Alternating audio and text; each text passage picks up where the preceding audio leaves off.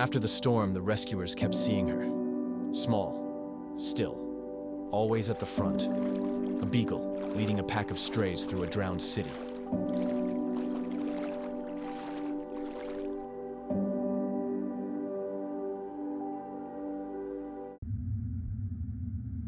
This is WNOL News at the top of the hour with continuing coverage of Hurricane Katrina.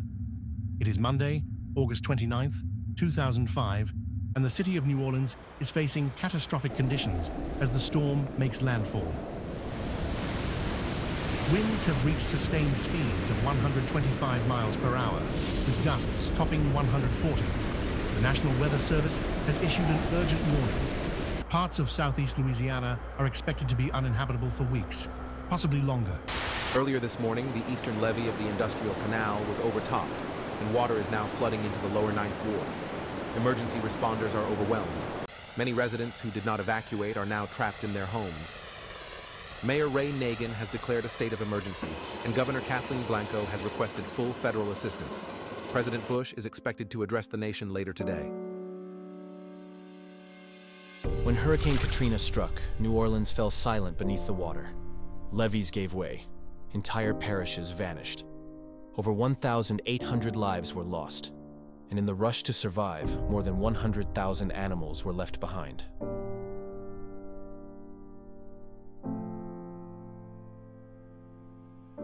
Some were locked in. Others ran. Many waited by the door until the water came through the floorboards.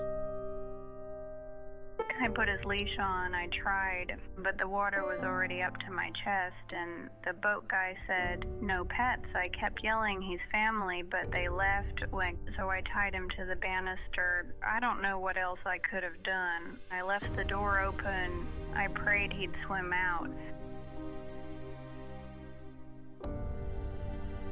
We were trained for looters, for riots, not for people begging us to save a dog. One woman had a leash wrapped around her wrist like it was a lifeline. She said, "Please, he's all I've got." I radioed for permission. They said no.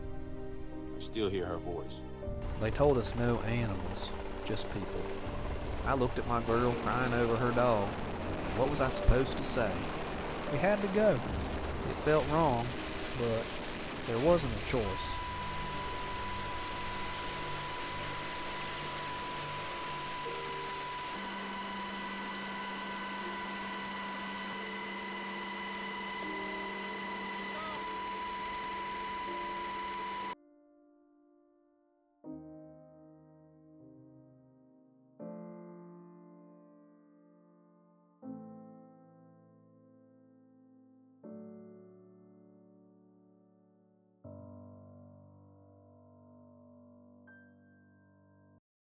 Early on in the evacuation, some rescue workers did what they could.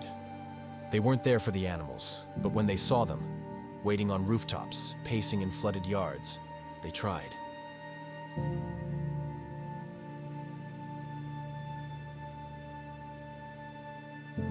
I kicked indoors, that's what we did. If we heard barking, we went in. Some of the floorboards were already warped from the water coming up. In one house, I found a golden retriever curled up on the couch. Water was already to the cushions. In the weeks that followed, rescuers began to notice her. A muddy beagle, no collar, no owner, but always at the front, and always followed. They called her Belle. She barked when one dog lagged behind.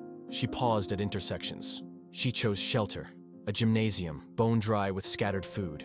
This was not luck. This was leadership. I'm not usually one for sentimental crap, but that little beagle? Yeah, I still think about her. First time I saw her, she was outside a busted-up gas station. Mud up to her chest, limping just a little. Thought she was lost, but then she circles back, and here come these two pit mixes, trailing her like ducklings, not even barking, just following. Second time, I watched her stand guard by this half-collapsed porch. While a pack ate out of a tipped trash can, she didn't eat, didn't push, just watched, like she was making sure they got theirs first. And I've seen chain of command and fires and chaos. That dog, she had command, don't ask me how, but every stray out there seemed to know. If you stuck with her, you had a shot. But leadership wasn't enough. In St. Bernard Parish, the rules were different. With limited food and fear of disease, local officials authorized something unthinkable. Stray dogs could be shot on sight. Rescue became triage. You saved who you could and tried not to remember the rest.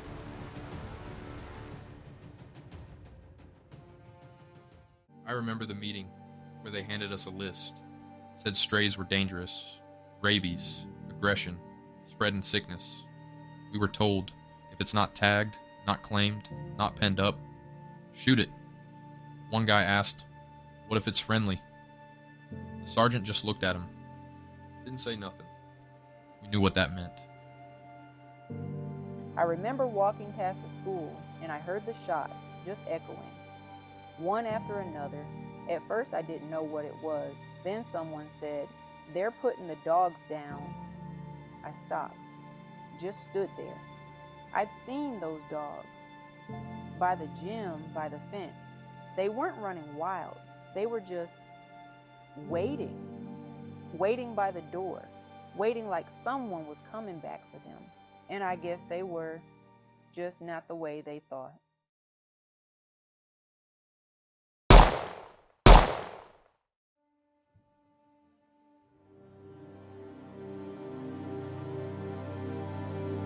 Some followed orders. Some didn't. Turned off their radios.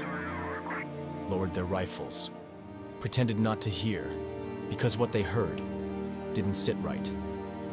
And Belle, she didn't stop. Not for gunfire, not for sirens, not even for fear. She just kept walking, through the water, past the wreckage, past the dead. And somehow, they followed. Not just the dogs, but the ones who needed something worth following. Days later, a rescue team returned. The water was rising again. Belle's pack was still intact. One by one, they were loaded into crates. Belle watched everyone go in. She was last. Belle and her pack were relocated to a temporary shelter. Most were adopted. There's no verified public record of where Belle ended up. Some say she was taken in, that a rescuer had been watching her all along. Maybe that's true. Maybe it's just what we want to believe. But truth doesn't always leave a paper trail. Sometimes it just leaves wet footprints through a broken neighborhood, and the memory of a dog who walked forward when everything else fell apart. She didn't panic. She moved, steady, silent, and sure, through water, through chaos, through everything left behind. And maybe that's what survival looks like. Not escape, not noise, just presence. Calm and unwavering. In a moment when no one was in charge, she was. In the days when people fled and systems failed, she didn't run. She stepped forward and led.